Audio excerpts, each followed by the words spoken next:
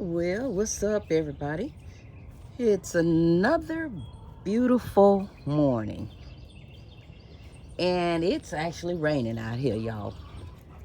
Yep, we have been getting rain for the last 2 to 3 days here in Georgia in zone 8A. And I don't have a problem with it because we went through just a little bit of a dry patch. But we're getting that rain right now, and I'm going to take advantage of every drop. What y'all looking at right now is an area on the side of my deck that I am trying to really work on transforming into my herb garden section. You may have seen this before.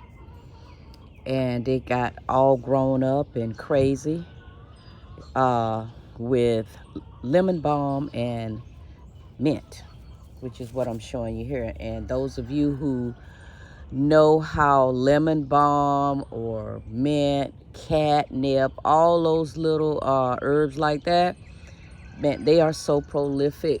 They will take over your space. So I had to come in and cut it back and clean some stuff out. You'll see where I actually cut that lemon balm back. It had this entire area here just full. And I didn't want that. I don't want to just have a herb garden with one herb in it. So I had to cut it back, and I'll have to continue cutting it because I know it's going to grow back. But I cut a lot of it back, dehydrated it, and I'm jarring up a lot of that stuff so I'll have it for later use.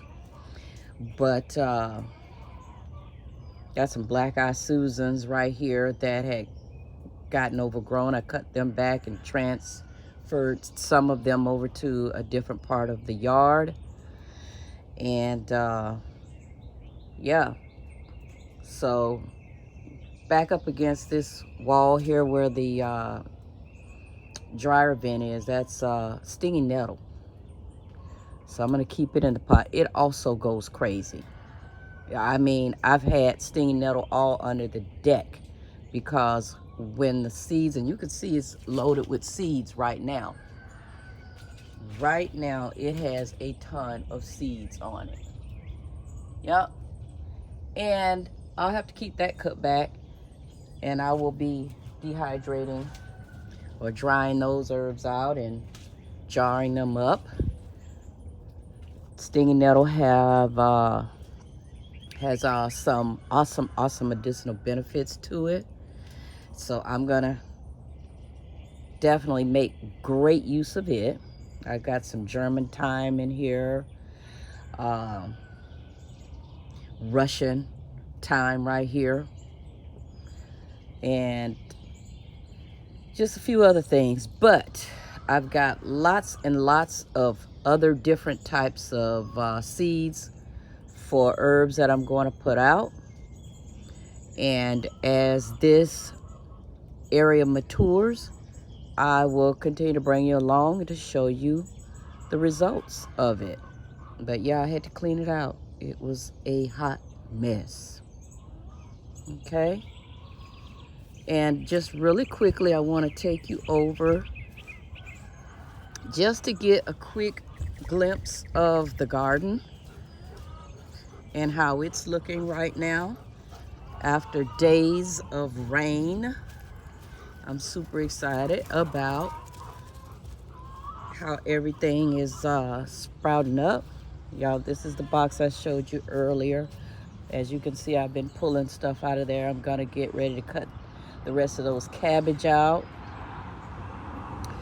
And the broccoli has gone to seed. I will be saving those seeds. I'm really trying to get more into saving my seeds and become that sustainable type homesteader that I would like to be, where I don't have to continuously purchase seeds. So I am saving those seeds. I have been diligently saving my Georgia collard seeds and kale. So just need to get a little bit more active with saving those seeds. So yeah, but just a real quick look. Again, it is raining out here a bit, but you'll see here beans, beans, beans all up the side of the garden walls. There are beans that are growing out. Check it out. I'm loving it. A lot of my beans don't make it in the house, y'all, because they're so sweet and crunchy. I'm out here popping them off and eating when I'm working in the garden, so it's not a bad thing. Here we have a row of echinacea.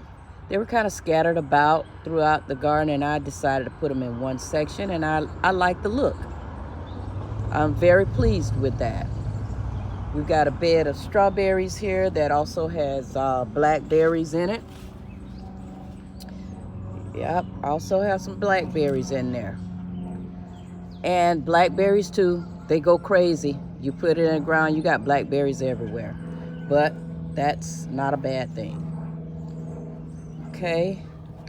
And this is old kale that I've deliberately let it stay there to gather the seeds on it. Yep, got lots of seeds here. So, and this is my jungle, I call it. Y'all, don't judge me. It's a crazy, crazy mess, but I love it. I mean, tomatoes are everywhere. I promise you, I've tried to keep them cut back, thinned out, and it just seems like the more I do that, the bigger and thicker they get. So I was like, forget it. I'm going to let them do what they do. If they were out in the wild somewhere, this is what they would do. They're not, you know, groomed up nice and pretty and all that. I'm just going to let them do their thing. This is Roma tomatoes. Over here we've got the big boy tomatoes. Yep. Look at that. I'm going to try to get in here and let y'all see one of these tomatoes. Look at that. Look at that. Absolutely beautiful. Whew, I can't wait. Got a little bit of nasturtiums growing up in there. Some lettuce that is starting to bolt on me, but that's okay. You know, I get what I can from, and the rest I give the chickens a treat with it. And then just more tomatoes. I've got sweet 100s in here, some black beauties in here. And then we've got my eggplants over here. And these are tree collards that I've had for a while. And I just let them do their thing too. It's a jungle, like I said. And I like walking through here. And I let the seeds fall to the ground and just keep on going. Yep. And then here, there's the Tabasco pepper. This, not that, I apologize. This is jalapeno pepper. But if you look very close, here is the Tabasco pepper. I had like 3 Tabasco bushes last year that were in this area, and the seeds dried and fell to the ground, and now I've got several voluntary Tabasco pepper bushes coming up, so I don't have to plant those. More tomato over here, just sprawled out all over the place. We've got that dill. I've never had to plant dill. I planted dill actually once since I've had my garden, which was several years ago, and I've never had to plant any more ever, because the dill is just, it comes back all over the place in this garden every year, and I love the way it smells. This is my zucchini. Y'all, let me tell y'all, you don't really need but one zucchini bush if you're a small family. If you got a really, really big family, yeah, maybe 2 or 3, but a small family, one zucchini bush, one squash bush. You see them both, they are just massive, massive. And I am out here almost every day harvesting zucchini. Let me get in here and show you. Look, it's lots in there, and I just harvested some yesterday. And it's a ton of that and squash. And the bees are going crazy. I'm gonna be careful because I don't want to get stung. I've got jade beans here growing crazy all over the place. Asparagus mixed in over there, some corn down here, corn over there.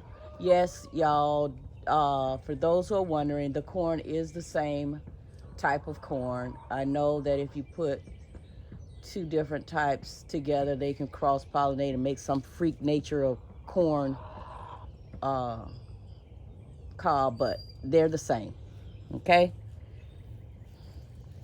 Turnips. Here's some Georgia collards that I pulled up, but the seeds had already fallen, and there's a bed of them growing right there. And behind, flanking on the back, it is my okra coming up. But just gorgeous. Wrapped around those corn stalks are pole beans. Let's see if I can get in there. Give you a shot. Yeah, you can see the pole beans wrapped around the corn stalks. You know, I didn't quite make it all the way to the Three Sisters method, where you have your corn, your beans, and your squash all together, but I was close. My squash is over there, and the corn and the beans are here, okay? Close. Don't have to be perfect. I don't like the perfect thing. I just don't. I just love to come out, and it's going crazy. Just recently built this bed. Mr. Ralph and I did this about a few weeks ago.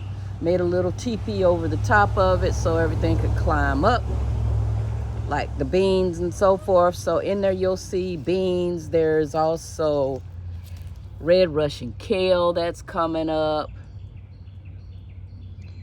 Okay, so I've got a couple of different types of beans in there, and I'm gonna even put some more. On this corner, there's a carrot. You can see some starting to try to sprout up now. Carrots coming up. And kale on this end. And then in this bed, nasturtiums on the corner, beans on another corner. We got a few peppers up in there.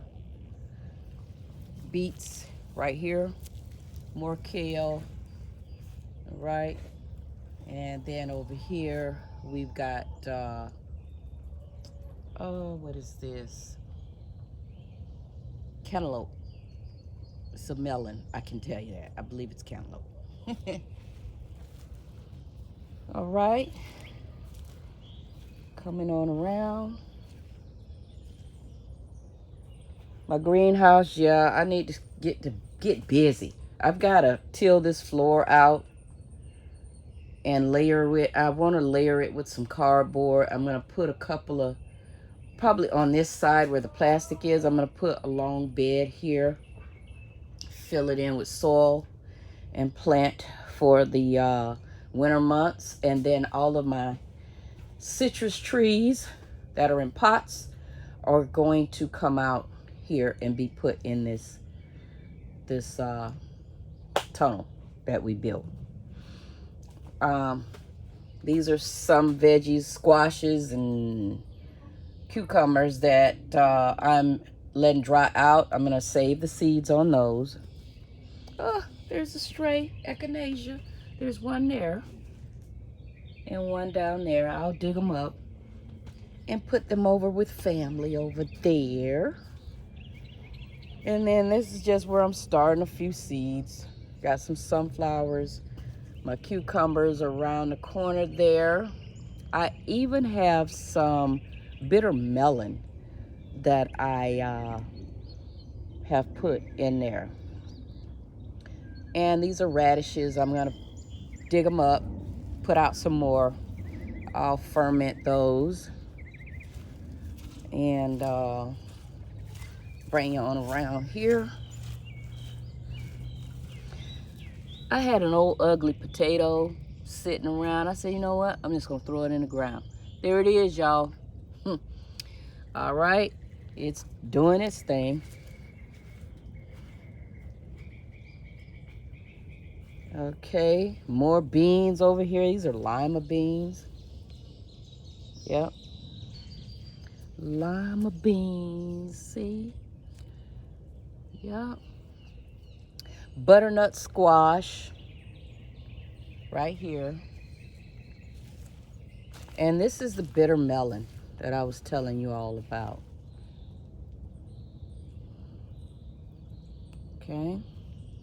Another great medicinal plant for diabetes, high blood pressure, all of that good stuff. It will aid in keeping that stuff under control. I say it in that fashion because, hey, y'all, we know that most, if not all, of our dis-ease that occur in our bodies is from diet. It's diet related. Yep. Too many sugars. Too much greasy foods. Not enough cleaning out the body causes all that stuff. Inactivity. We need to exercise as well. Too much flesh eating. We know it.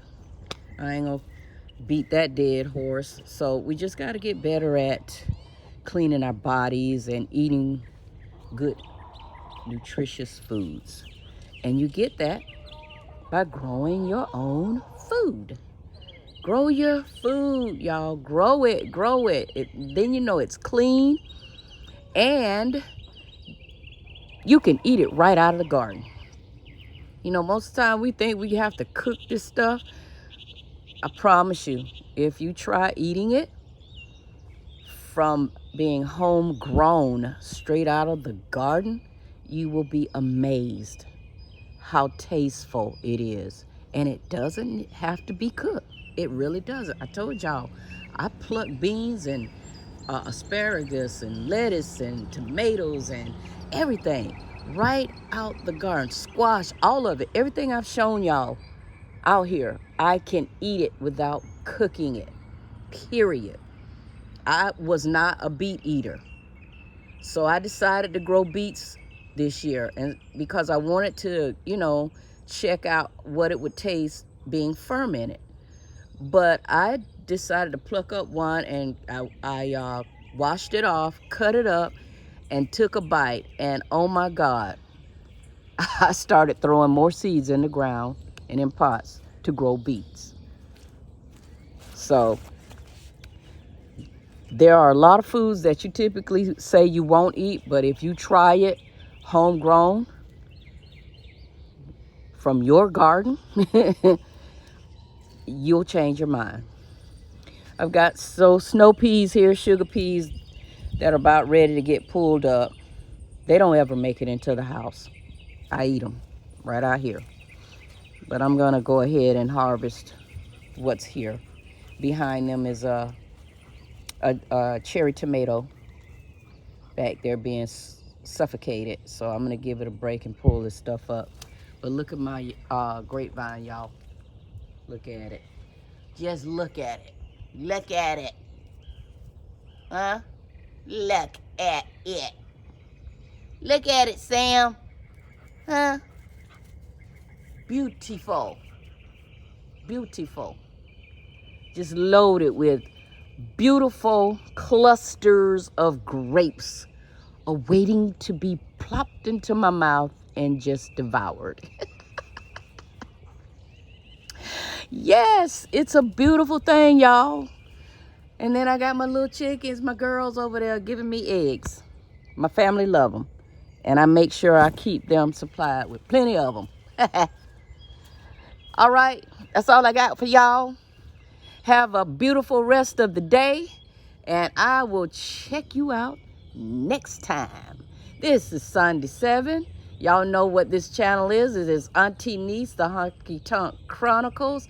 Please, if you haven't, like the video. Thumb it up, y'all. I gotta get busy on this channel. Thumb it up. Share it with your friends. Help me grow it out. At some point, when I get to a state where I can really start doing some things and doing for y'all and just doing what I'm supposed to do. But I need your help. So thumb it up, share it, like the video. I mean, put some comments in there, all right? Again, these are the Honky Tonk Chronicles. I'll be back at y'all again. Peace.